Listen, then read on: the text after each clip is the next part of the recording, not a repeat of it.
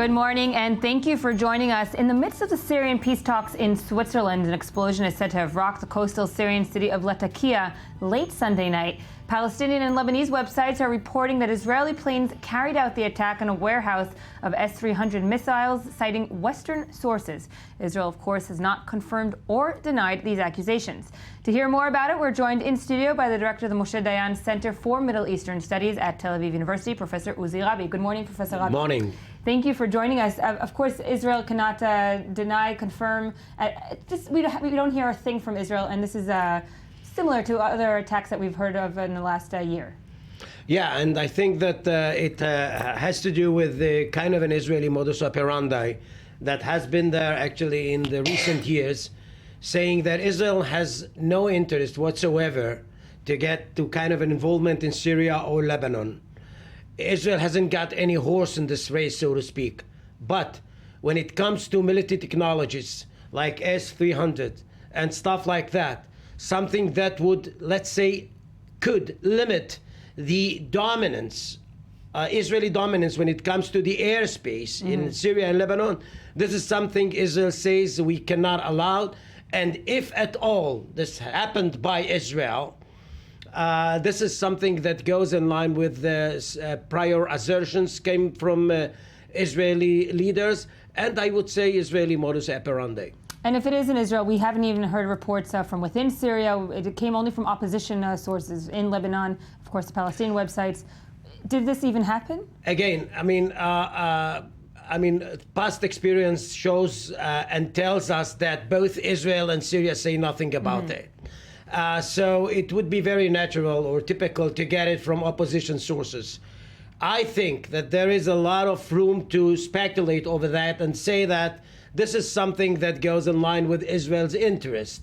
But the most important thing is that Israel is using here kind of a very delicate march. It's not a Hummer. Right. It's kind of a scalpel. And what we have here is something that goes in line with Israel's model. It's very much pinpointed and not something larger scale. Syrian talks are going on in Switzerland, Geneva II talks. We've seen progress for the first few days, and now it seems that it came to a standstill. And it's all surrounding, of course, one person, whether Bashar al-Assad will step down from government. Well, if you look deeply at what they are talking about, humanitarian aid, kind of a partial ceasefire, it seems that gaps when it comes to Bashar out of Syria are unbridgeable. I think that what Geneva II proves to say loud and clear is to legitimize, I would say, the stalemate, to make sure or further assess the fragmentation of Syria.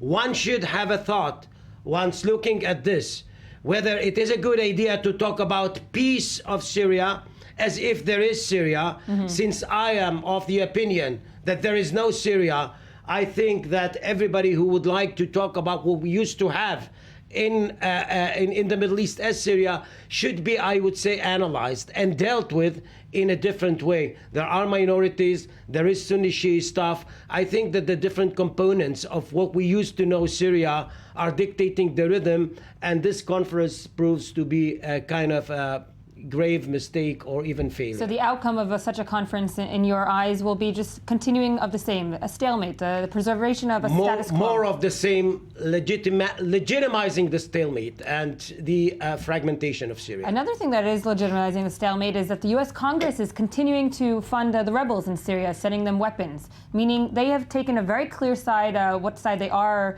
supporting, even though they haven't militarily been involved. Yeah, but this is also, I think, we should say that. Rebels is kind of a very general term here.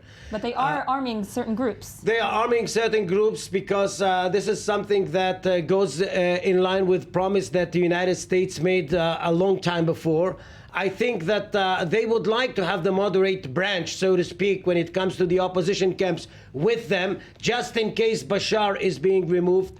But I think that this is a penny for a rainy day. It's not kind of a strategy. And I would say that by itself, this thing also makes sure that the stalemate is still there. So stalemate in talks face-to-face. What's the next step in terms of the world and the West specifically? I think that this is what I think we should glean from Geneva II. This is not the venue. This is not the I would say, the system with which you start dealing with Syria. We are talking about a genocide. We are talking about a lot of refugees. We are talking about a lot of humanitarian problems.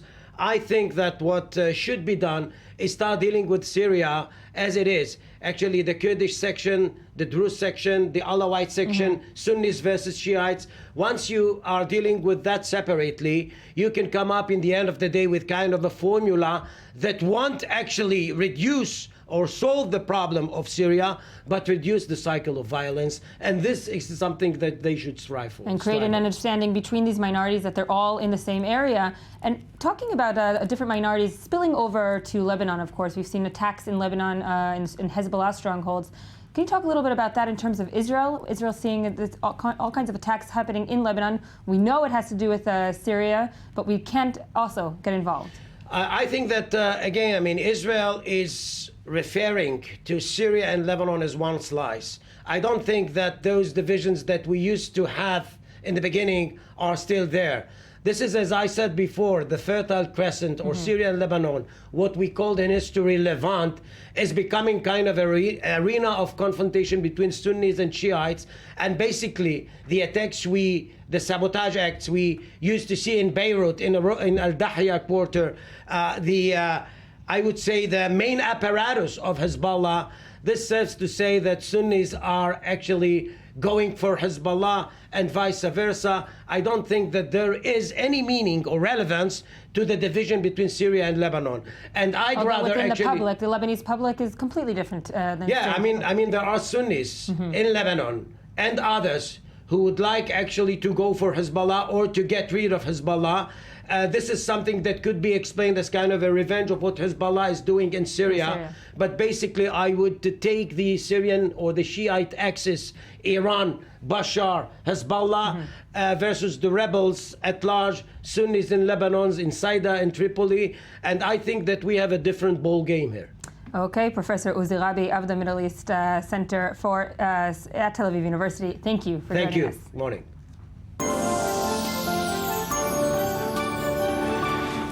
The Israeli Prime Minister Benjamin Netanyahu has furiously backpedaled from comments suggesting Israeli settlers on the West Bank might remain in their homes in a future Palestinian state. Cabinet ministers, settler leaders, and prominent members of his own Likud party are condemning the notion, echoing the right-wing revolt over peace moves that doomed Netanyahu's first term as prime minister in 1999. We're joined now in studio by the I-24 News diplomatic correspondent, Tal Shalev. Hi, Tal. Good morning, Gail. Thank you for joining us. Let's take a look at a quick report.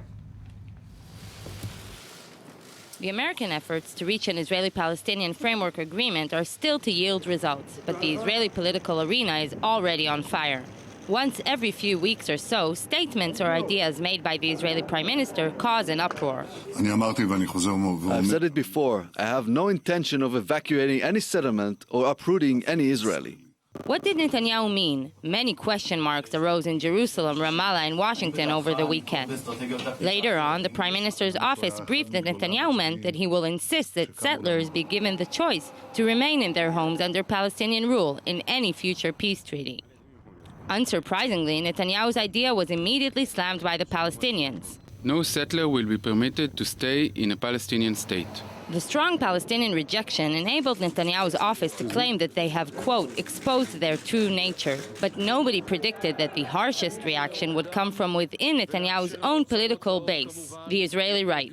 The idea of Jewish settlements under Palestinian sovereignty is very dangerous and reflects an irrationality of values. Bennett wasn't alone. Members of Netanyahu's own Likud party issued angry protests warning that any variation of this plan will tear up the party. The Prime Minister's office slammed Bennett and his fellow political rebels. Bennett is irresponsible and harms the efforts to expose the real face of the PA just to grab headlines. It didn't take long for Bennett's circle to lash back at Netanyahu. Next time Netanyahu does a brilliant tactical move to expose the Palestinians, he might want to coordinate with his ministers. Was Netanyahu just airing a trial balloon, or is this for real? Look, I think you have to divide it into two. I think there's a political aspect of it, which is Naftali Bennett making a big deal out of it. And I think there's also just the content of what Netanyahu said himself. Naftali Bennett has to play to his constituency. He's sitting in the government right now, and he has to make noises that this is unacceptable to him. So I think it's more of a domestic thing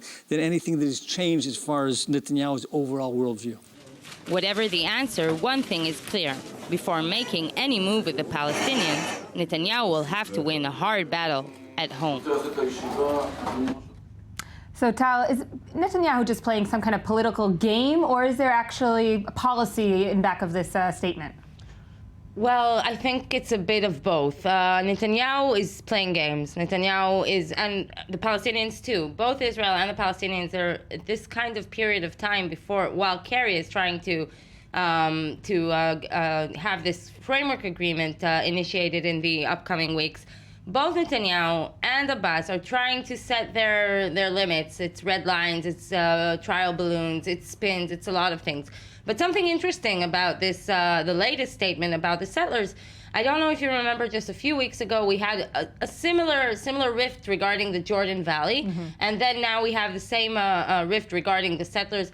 Both of these ideas are old ideas of Netanyahu that he's been talking about for years, but it's just the timing and when they're said, this is what creates the political uproar. And just to say, all this political background noise just does show that there is progress, that the right wing in Israel is getting prepared to some kind of protest. We read today that Uri Ariel, a cabinet minister in Netanyahu's own cabinet coalition, he's planning on Thursday a prayer rally in the Western Wall against the diplomatic process. This is a diplomatic process made by his own government. So we're probably getting closer to a tipping point where Netanyahu will have to decide if he moves forward or if he stays with this right-wing government. And until we get to that tipping point, we'll probably be seeing more of these games. Because the game goes even a bit deeper, because we see, someone from the outside will look in and say Netanyahu was making this kind of statement,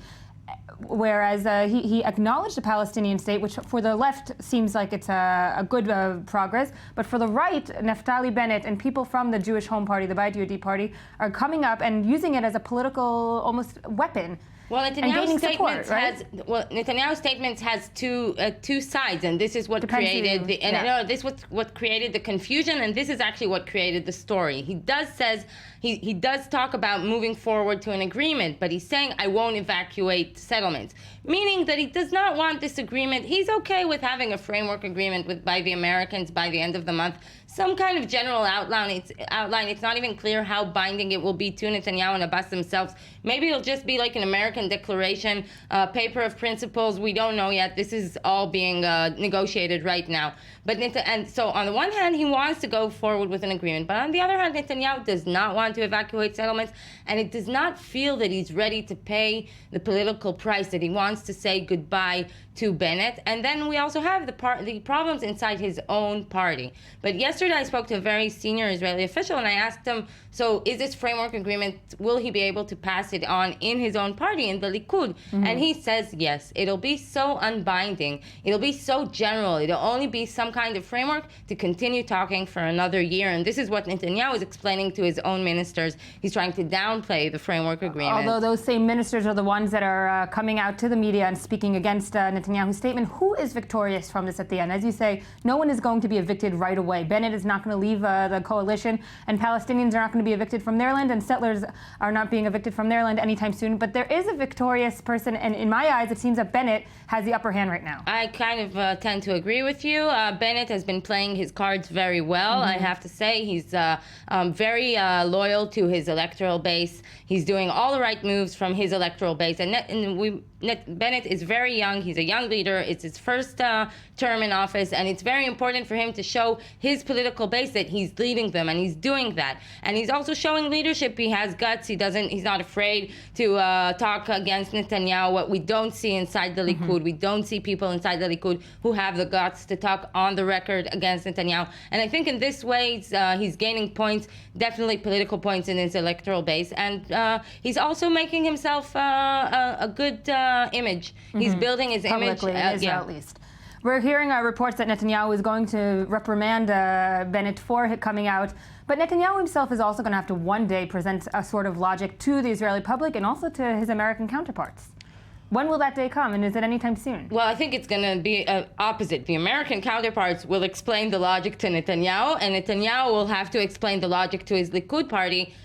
Kerry is supposed to come back in the upcoming days or something, maybe the beginning of next week. But in any case, Netanyahu has luck. The Palestinians are not helping. The Palestinians, and we've been talking to many people who are involved in the negotiations, they say that the Palestinians haven't shown any will to compromise or any maneuvering room. So at this point, the Palestinians are doing the work for Netanyahu. Okay, Tal Shalev, thank you very much. And after the break, Egyptian Interim President Adly Mansour says his country will elect a president before voting on a parliament.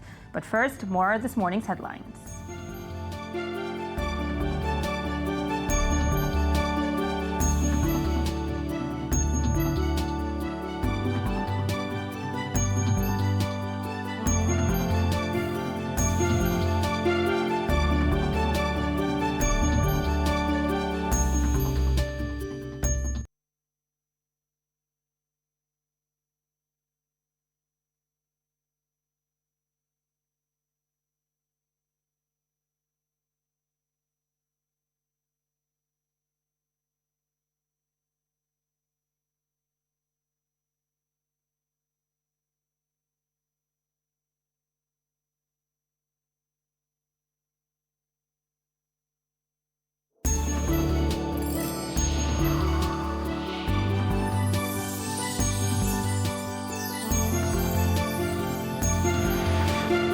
And welcome back to I-24 News Morning Edition. Let's say hello and good morning to our one and only Anthony Grant, who joins us daily to discuss the news you may have missed while scanning the headlines. Good morning, Tony. Good morning. What are we starting with? Well, here's a little headline that people may have missed, but actually it carries quite a bit of weight. This is reported in Ynet News online, and it's Palestinian Authority President Abbas has said that he said, we want peace with Israel. It's an interview that he gave with an Israeli think tank, which will be airing on Israeli TV later this week.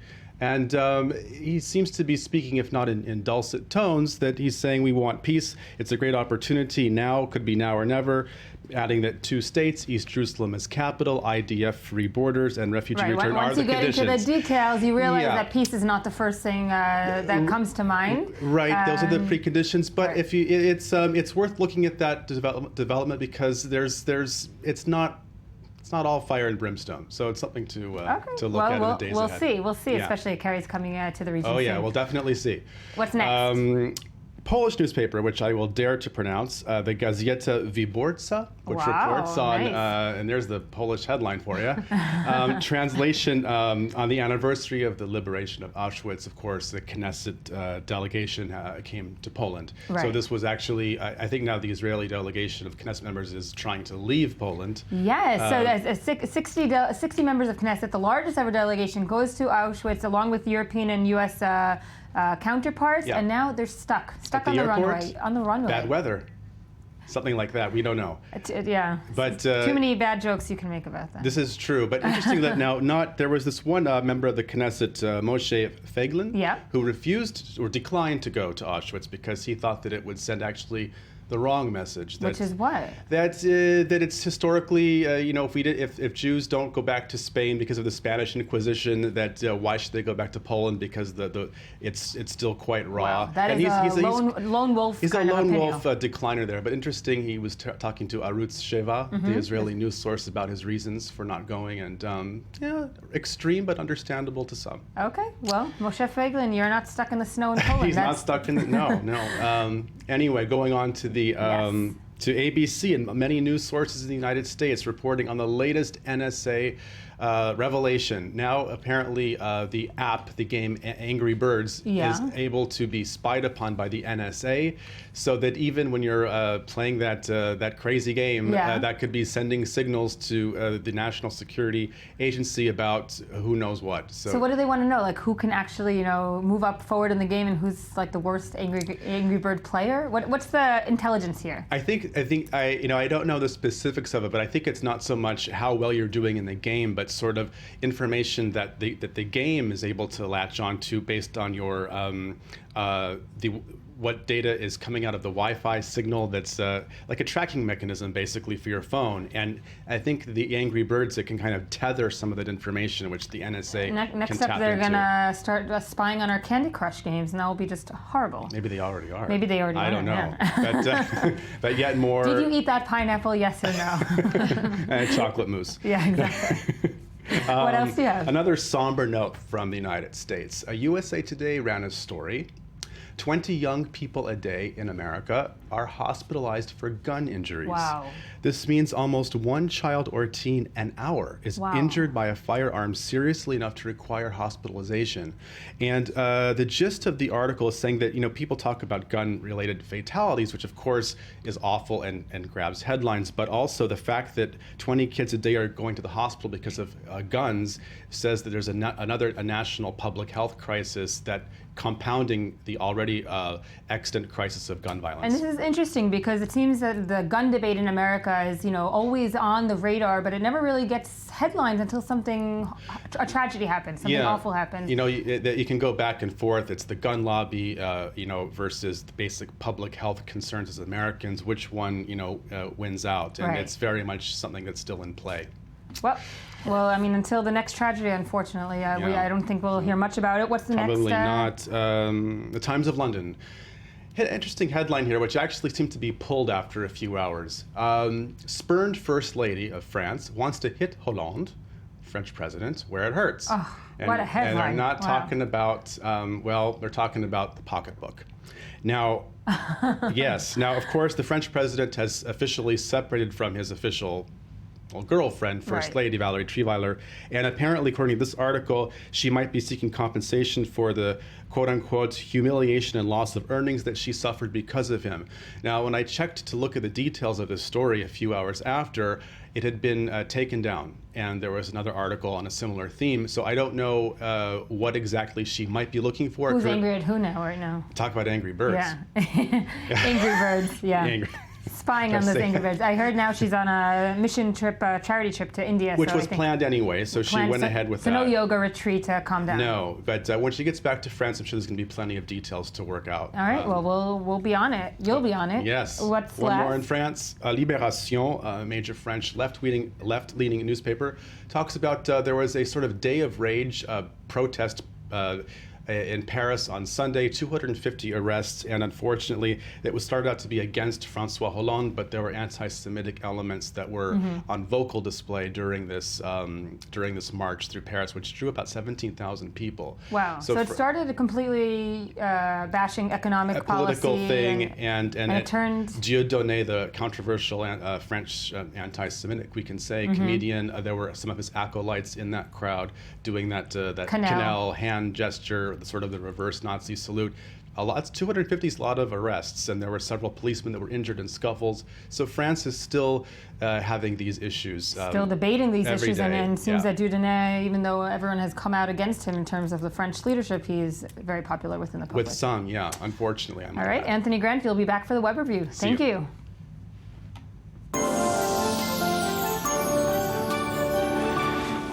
And on to our next topic. Egypt's interim president, Adly Mansour, has announced that Egypt will be holding a presidential election before the parliamentary polls, changing a political roadmap that was laid down after the army overthrew Mohamed Morsi last summer.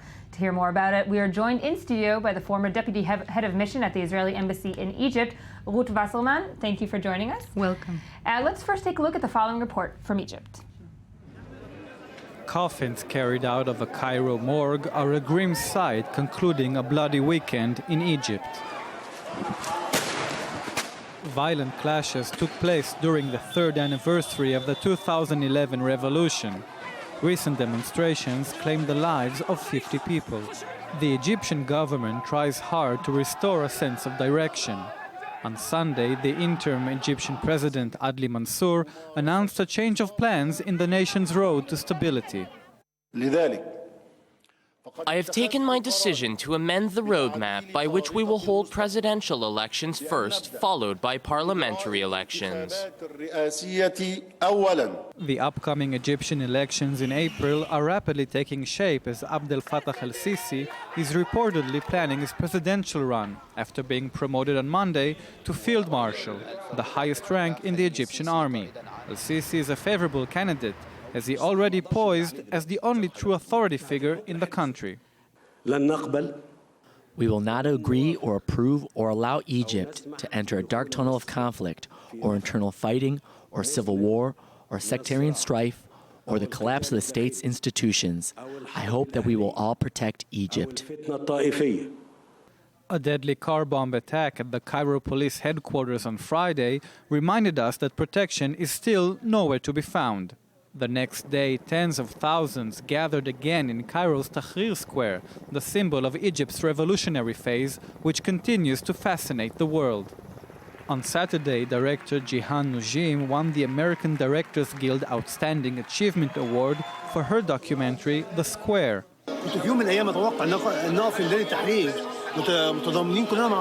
It is an extreme close-up on the 2011 events of Tahrir Square. Nujim's acceptance speech was emotional, as her work became relevant than ever. I'd like to dedicate this award to our fellow Egyptians who are still in the streets fighting. Yesterday, our sound guy was arrested, and so people, as I speak, are still struggling. Unfortunately, it is still unclear whether the Egyptian people could truly have their say at the polls, or will they be back in the streets. So, Ruth, obviously, I mean, we look at this report and we see that he's now changing Fattah el-Sisi is changing the roadmap. Is this a one-man show, or are there other candidates that we're going to see popping up? I think it's not an issue whether we'll see other candidates or not. I think that it is, in a way, a reversal to the older regime, and yet Egypt is a different place. Egypt is more free, and people are no longer willing to not voice their fears, their wishes, their longings, and what they demand. And he, differently to former regimes, will need to listen in order to succeed. But yes, it's quite obvious that the regime will be 99.9% in his hands. Because when you look at the past year, I mean, the way Egypt has gone from one end of the spectrum to the other, it's not taken for granted that it is a one-man show and that he will be taking the elections in August. We see, of course, the Islamists did rise to power and they did lose at the same kind of, there was a turning point, of course, in July, but the public is behind Sisi, no doubt about it. I think that the majority of the Egyptian public is definitely behind Sisi, and there is a kind of an admiration for the military that has not gone away. I have to say, though, that the Muslim Brotherhood and more extremist Islamic groups are not going away either. They're not going anywhere, and they will voice their demands because power was given to them, the opportunity to voice their demands was given and then taken away in their minds. And this is something that they will simply not give up on. But we were talking during the report, this is something that Sisi himself understands. He isn't as verbal as other leaders. He doesn't go out and give these sweeping speeches, and his rhetoric is pretty moderate compared to other military leaders. I think that Sisi, in a way, to a vast degree, is a moderate personality. He studied abroad, he has connections, he understands intrinsically the need of Egypt to stabilize the economy and acting upon it behind the scenes, even though it seems as if Egypt is dealing only with calming the either the Muslim Brotherhood or other groups down, but no, he is taking steps towards the economy. Moderate is a question of moderate towards whom. He will be less moderate and not patient towards any kind of disruption. And again, disruption is a subjective word. The Muslim Brotherhood, the violence level has risen, not only amongst them, but as I said, amongst other groups. And he will have zero patience for that, he and the military. And what's interesting when you look at Egypt, it seems like this closed circle where there's so much going on, so much divisions within the country. And the United States, which was one of Egypt's biggest donors, biggest supporters, especially of the Mubarak region, has been pretty silent. Where do they stand in regard to Sisi, and who do they support?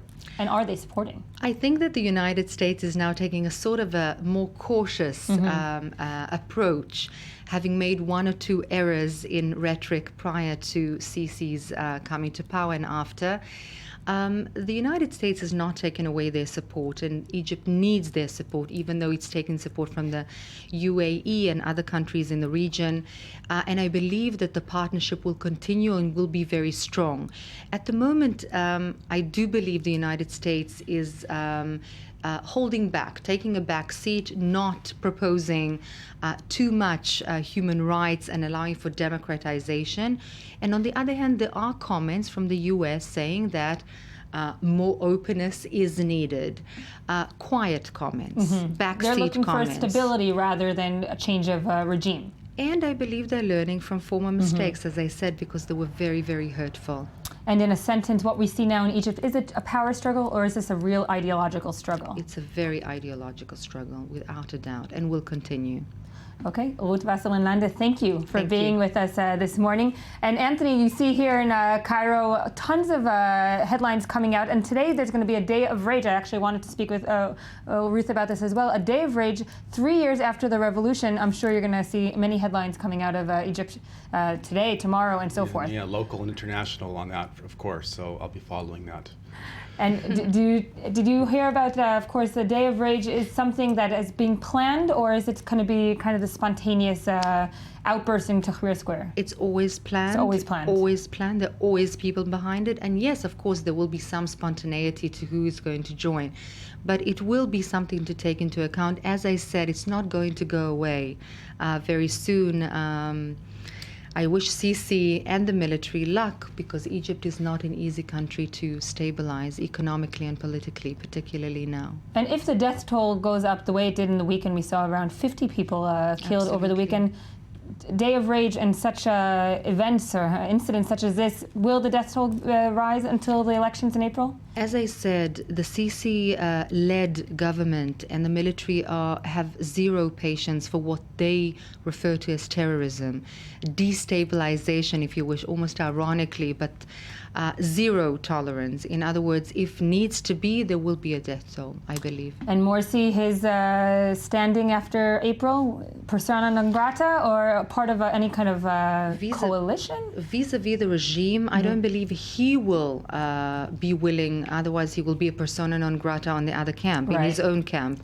But I don't believe Sisi will open the door.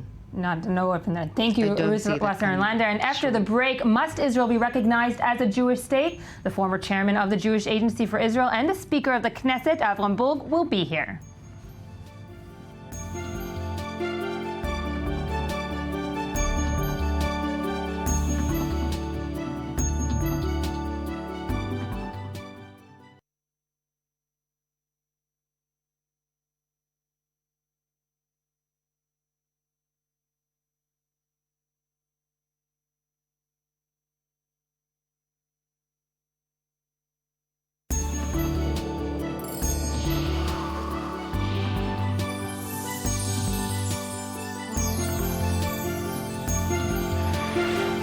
And welcome back. It's still Tuesday, January 28th, 2014. This is still the morning edition, and I'm still Yael Wisner-Levy. On to our next topic. Should Israel be recognized as a Jewish state, and by whom? We are honored to be joined by the former member of the Knesset, the Speaker of the Knesset, and a chairman of the Jewish Agency for Israel, Mr. Avram Burg. Thank you for joining us. Hi. So it's no secret really that you're advocating that Israel doesn't need to be defined as a Jewish state, especially when we talk about the Israeli-Palestinian peace talks as a precondition. Let's go educational, okay? Let's do it. Outside, inside. Outside, it's strange. It's a demand that was never demanded, even in 48, 67, 73, Camp David, Oslo, Geneva, never was demanded, because actually, or mentally, I would say, I don't need the other to define me. I don't need the other to accept my definitions of myself. It is okay to demand the end of conflict, the end of demands. It's okay, that's part of negotiation. But the content and essence definition, who are they, whomever they are, to define me? But many will say, look, when every state defines itself as a self-determination, when it establishes itself, it wants to be recognized. The French want to be recognized as a French state, and thus Israel wants to be recognized as a Jewish state, using Jewish as a cultural definition. I love to argue it because self-definition recognizes the state. The content of it will be defined by its human factor, which are the constituencies, the communities, and the individuals. But here, there was a transformation in the definition of Jewish. When you said Jewish in 48, it was actually very secular. It was cultural and citizenship, somewhere there. When you say Jewish today, it's very saturated with religiosity. It is something else entirely. Because and that's when Netanyahu comes to the negotiating table and demands this as a prerequisite. I think that Netanyahu uses it as another stumble block in order to enjoy the process. But then we move inside. And within Israel, I have issues with it. I mean, any state, be it the state of France or the state of America or the state of Nicaragua, there is a state there. I take it there is one, okay? A state is an instrument in the hands of the people. You have people, you have regime, you have the system, and you have the state itself, which is the mediator between the government, so to say, and the people. The state should be indifferent to any identity and to any definition and should not be loaded with extra baggage. Now, when you say the state is Jewish, what does that mean? What does that mean? What kind of Judaism? Does that mean it answers to another source of authority, like rabbinical, like theocratical one? Well, it doesn't always go to that way. I mean, we see justices such as Ruth Ginsburg and others that are advocating, Ruth Gavizon, advocating, of course, a Jewish state not based on religious purposes, but more of a tie to the land, a historical tie to the land, an identity. My father used to say that nostalgia is not what it used to be. All of these people are longing for a kind of Judaism and a kind of Israeli definition of Judaism which does not exist anymore.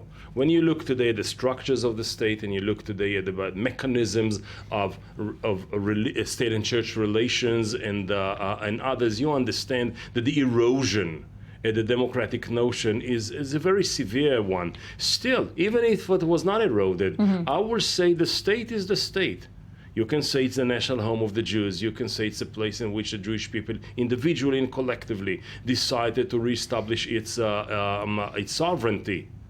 But to say that the state has Jewish dimensions, this is something else. I know that maybe in English it loses something from the Hebrew origin, but I will make a distinction between the state of the Jews and a Jewish state. Right. And when you say Jewish state, you mean the state itself. The mechanism has a Jewish definition. For me, it's a dangerous combination. You mentioned your father, of course. What would he be saying when looking at the state of the Jews today? If he were alive, he would have been very bright, very sober, very funny, and 104 years old. Call him and ask him. Just for reference for our viewers, your father, of course, was one of the establishers of the founders. He was one of the founders of the State of Israel. He was one of the sages, one of the wise men of the country. Well, in the very last years, he had some questions mark about where did we depart and where are we going to arrive. But nonetheless, it's not a question of what did the previous generation said as much as what the future generation will have. But what came first? Did the generation, did the public in Israel change? Or has Israel evolved into what you call a Jewish state, a state that's more supervised by religious authority rather than a cultural authority? Life is very dynamic, as you know. It starts there and it goes there, and the beauty of public, cultural, especially democratic life is the chaotic dimension of it. It's a very chaotic situation, and therefore one is meaning this and the other is doing that, and we're still on the same page. One means religious, the other means cultural, the third one does not understand what we're talking about, and we're on the same page. I believe, nonetheless, that as much as we make progress in the peace with the region, and let's hope one day there will be a reconciliation between us and the region, the more progress we get there, the deeper the problems we have inside. Because the less external threats we have around us, the deeper that we dig inside, and the number one issue will be church and state. Meaning that Israel is still going through a metamorphosis of self-identity, of self-determination, of who we are, what we're here to be, and how we are going to define ourselves for the future. And if I take it to the smaller level, to your level, do you feel that you, from Speaker of the Knesset to where you are today, I mean, your last blog, you called Israel almost going towards a God state. What do I call it? A God state. No, the name of it is recalculating. The name of the blog, yeah. It is a God state in many senses. But did you go personally through some kind of metamorphosis? Did you understand that? That's my next book. It's your next book. Yeah. How we'll go through a metamorphosis. But is it Israel in kind of a transition of learning who the state is? First, every society is in a process of evolution. Some revolution, many evolution. It's a permanent process. The Israeli one, for sure. I'm not at all sure that 70 years or 7 decades after the establishment of the State of Israel, we know yet.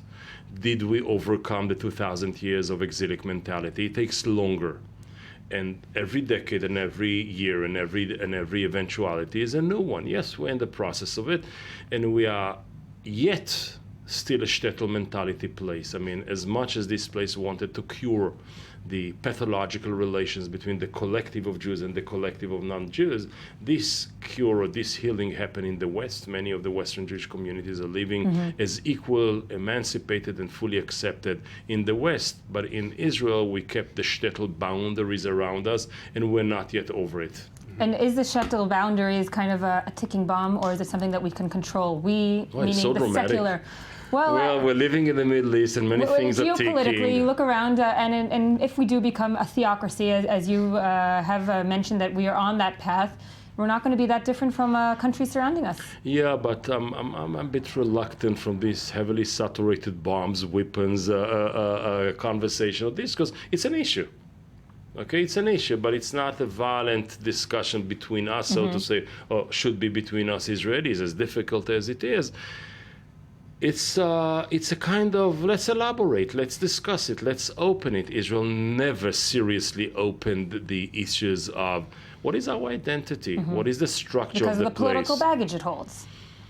Yeah, and then something happened naturally, and you didn't pay attention. Israel of 48 was established as a social democrat and secular one, and Israel 2014 is capitalist and very religious. It's the same place with a different structure. So it's about discussing the content of it. And Netanyahu is going back to our launching pad the reason for this meeting.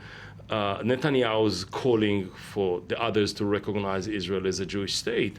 Some of it has to do with the anti-Semite mentality. As Sartre said during the 40s, the anti-Semite will define who is a Jew. So many Israelis and many Jews still have it.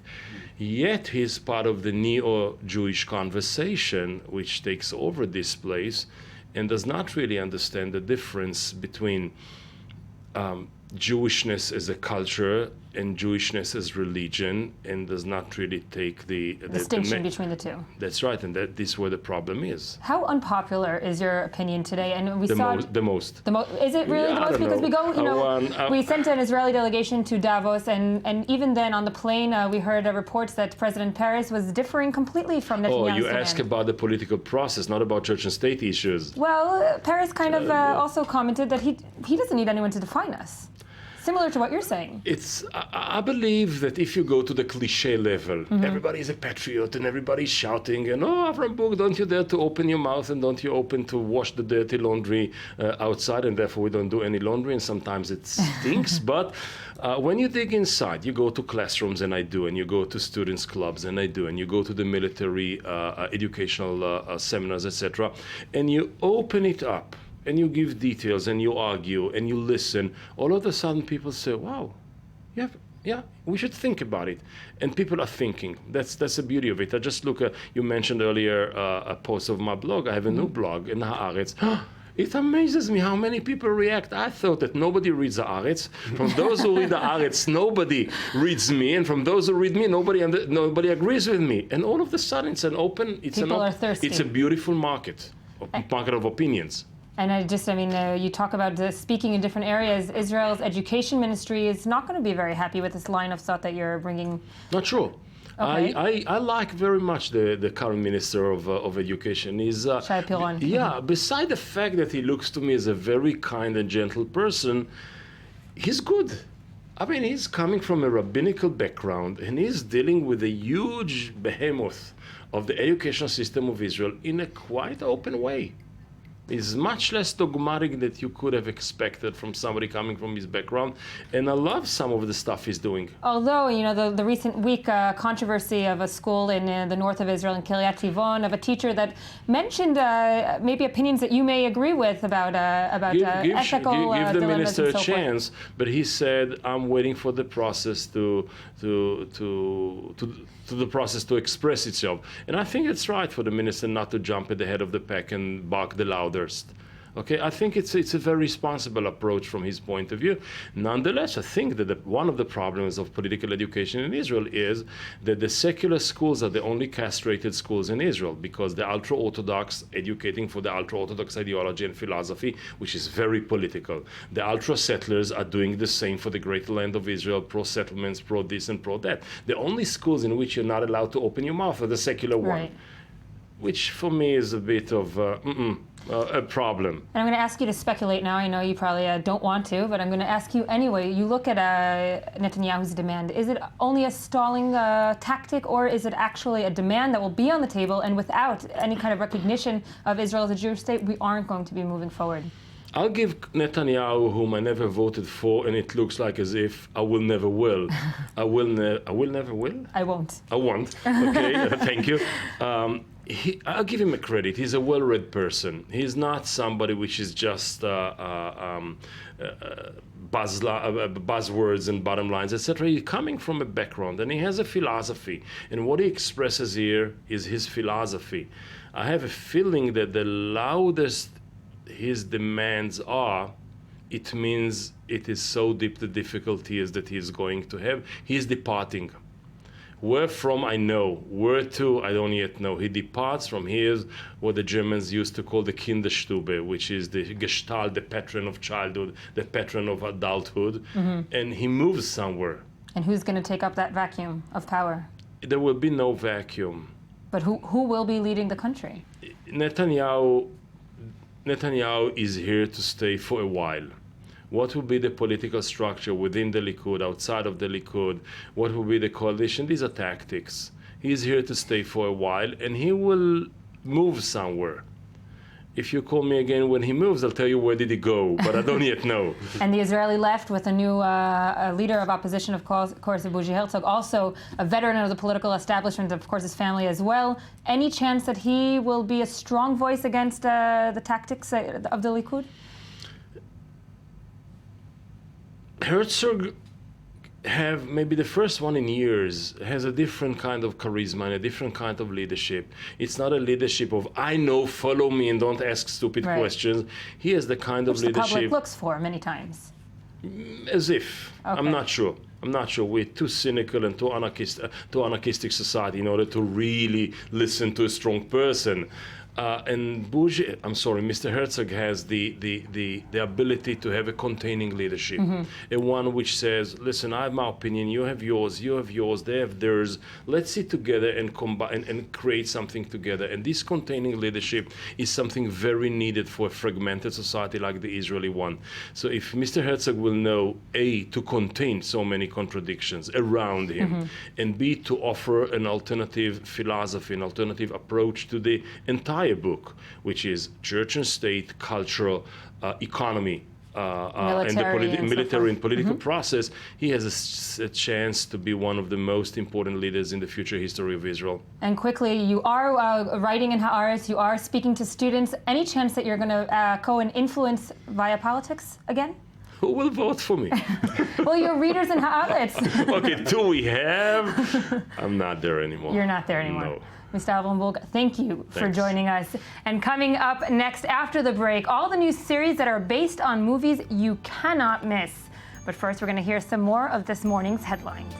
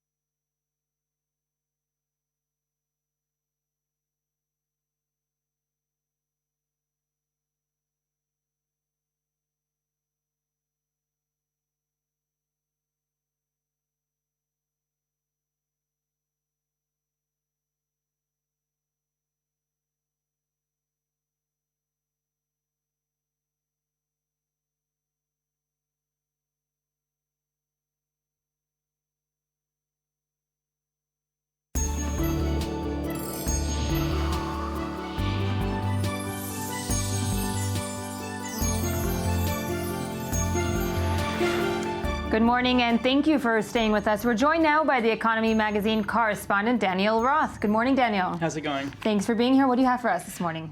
So there's a new program at the Technion, an MBA program focused on startups. And, let's take a look at the piece, but this being the startup nation, it makes sense that this is the first place that this is happening. We finally have an MBA curriculum for it. Let's look. For the ambitious associate on Wall Street and Silicon Valley, a common career trajectory has been the MBA. For an aspiring entrepreneur, could it be a startup MBA? That's what the Technion, Israel's elite technical and science school, is betting on. In October 2013, it launched the world's first startup MBA program, providing a foundation in traditional business management with an emphasis on entrepreneurship, innovation, and technology management. It's part of a greater trend of elite business schools like Chicago's Booth and Stanford, trying to appeal to the startup-minded crowd. The Technion Startup MBA is a 1-2 punch when it comes to name brands.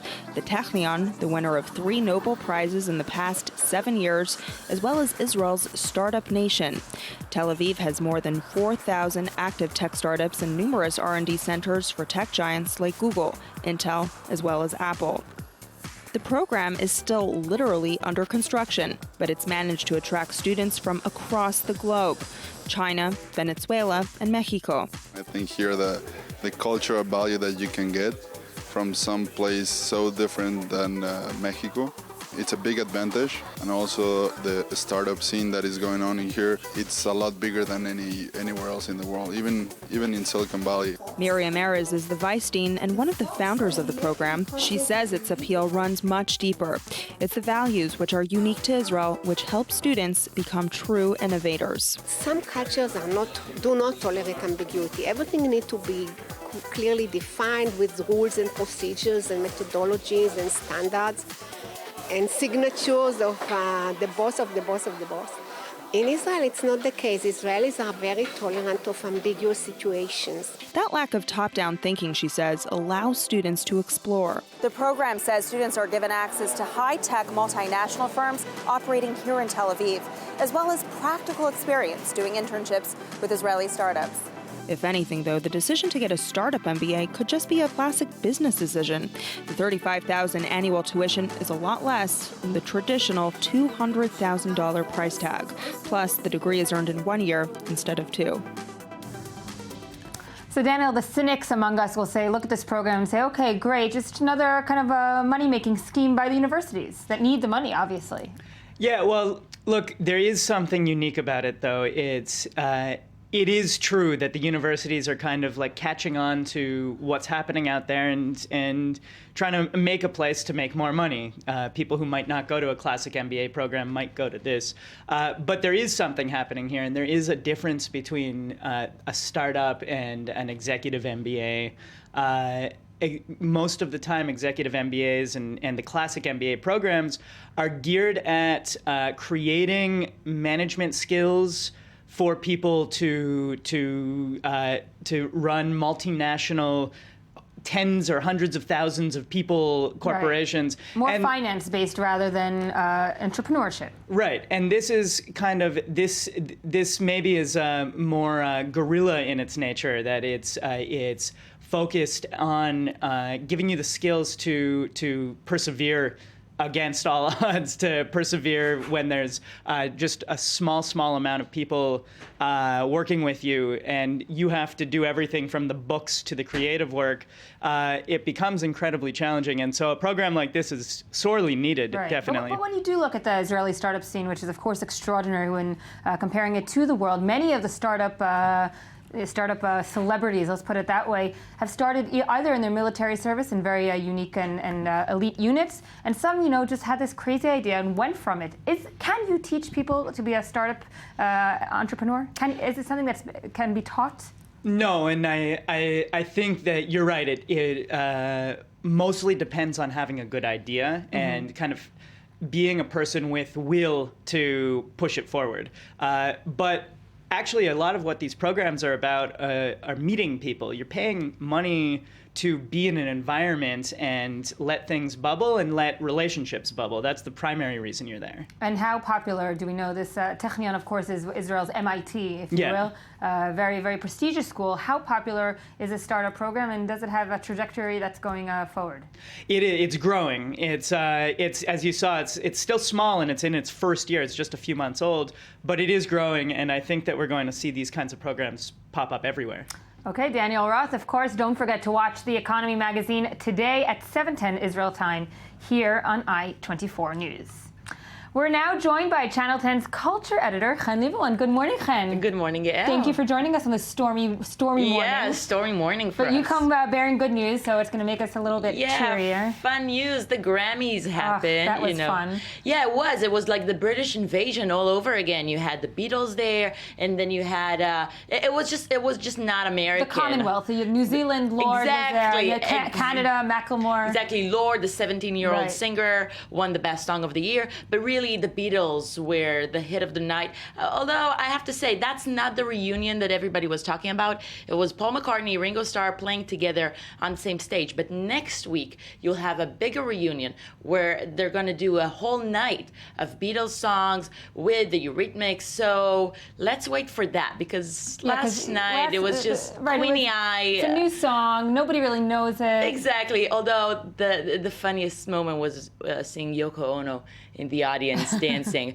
and also you had Beyonce and Jay-Z dancing. The married, of course, the royal couple of entertainment. The royal couple of entertainment. They're not shy about their chemistry, physical love, and they were showing off in front of millions of people. I think the amount of tweets I saw during the ceremony saying, "I want Jay-Z and Beyonce's marriage," and they just seem to show the world that they're on their ball. They're on it. Exactly. Although I have to say, I've used this stage many times, I think, going against Beyonce. And I don't know why. It's your personal vendetta. Exactly. But the thing is, because she started to be all this feminist and artistic, but then she shows off her behinds in front of everybody, and that was just not really that feminist agenda that she's trying to Indeed. And what portray. was really surprising, of course, was who won in the rap category.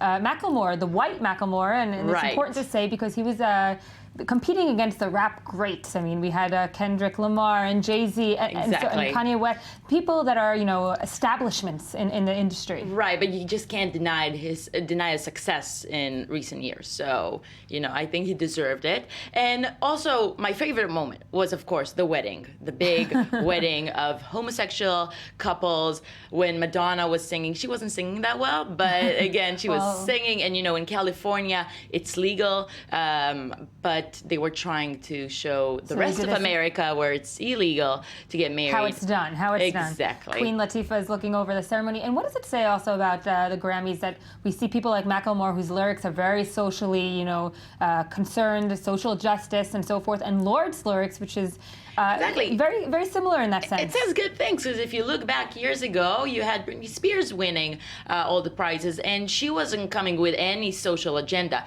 So I like the change, but we have to point out again, it was not this American celebration. It was more cosmopolitan, international Which also says event. A lot about Grammy Awards. It's not all America centralized based. There's much music going on around the world. And it's better. It's usually better. It's usually better. Well, that you said, Chen.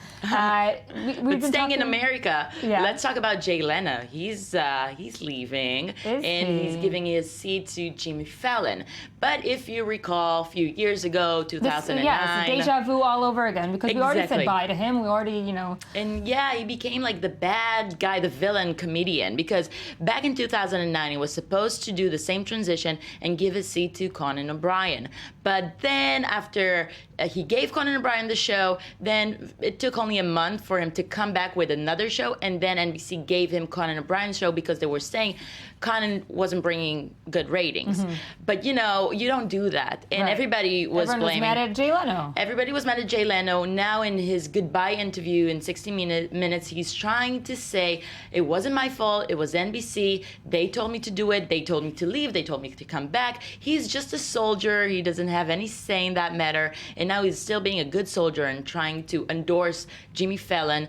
And I have to say, Jimmy Fallon is more he's more appropriate to for the times, maybe. For the times, well, he's more Jay Leno. He's more, he's not Conan O'Brien. He's not crazy as Conan O'Brien. Right. There's something more all-American and cute, and not too.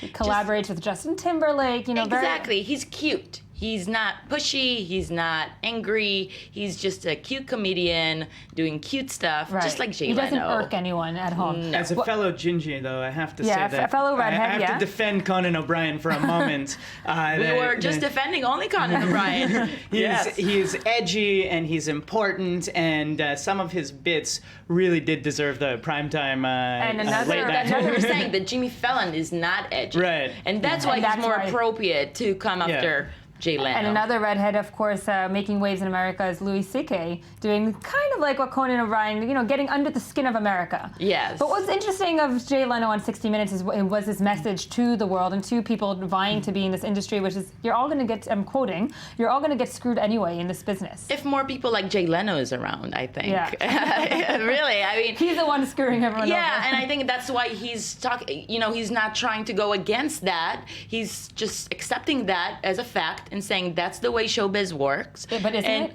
Well, you know what? It's up to us. Okay. We can change that, I think. And, once you admit it and once you just accept it as a fact, so you're not doing anything to change the situation. I don't see David Letterman doing it. I don't see David Letterman saying the same, because I think he has this ambition to still make some change. And I think Jay Leno is and just he wants like... to stay relevant, David Letterman. He's there to stay for a while. Exactly. And they also had a famous feud many, many years ago over the Tonight Show. Of course, yeah. Because Johnny Carson, he actually wanted David Letterman to succeed him, but then it went to Jay Leno. Jay Leno is the one screwing people, but then, he's like, hey, everybody's going to screw you in this business. It's a good tactic. I'm suspicious about Jay Leno. It's a good tactic.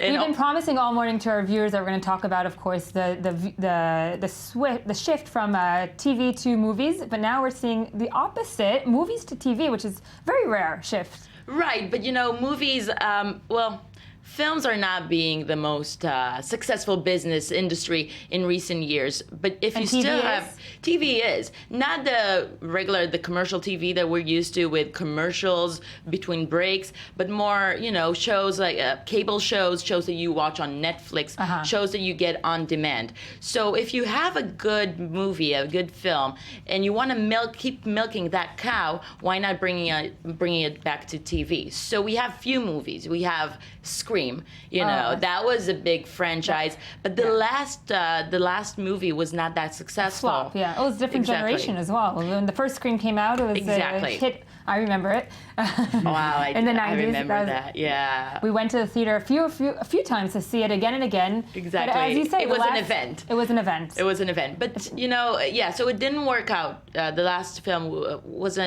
a flop. But then there's still that cow, and you can milk it because it's still a great concept. It's still so they're bringing it to MTV, and we'll see how that goes.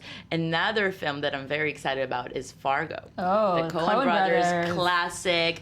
It's about a guy who's got into financial problems. He's kidnapping his wife to blackmail her dad, and that's a movie where you're gonna see the most horrific scene of dismissing a body. And it's the Coen Brothers, and anyway they're going to produce it. They're going to produce it, so you know it's going to be good. I mean, it's not going to be like it's a guarantee. It's a guarantee. And another horrific film that's going to be translated into TV is Sin City. Oh. Yes, Sin City, based on Frank Miller's comic book. Also very exciting. And that's where you have a lot of material to provide more and more material for more episodes, because he had all these books, and the film was just a bit of his writings. And the actors stay the same actors, or we kind of change? I mean, when we saw new TV shows, we saw silly TV shows like Beverly Hills, the new Beverly Hills, and it kind of loses its essence. Fargo, will Fargo still be that that Frances McDormand will not be there.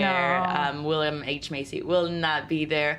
But the Coen brothers will be, so maybe that's a positive sign. However, with the Scream, I think Neve Campbell should should go Where on the is she, TV. Nev Yeah, Campbell? exactly. I mean, what This are is a you good doing? comeback. Yeah. Exactly. Just go back to the screen, be on TV. That's, you know, we remember her from Party Yeah. of Five. I think TV I is like a that good too. place for her.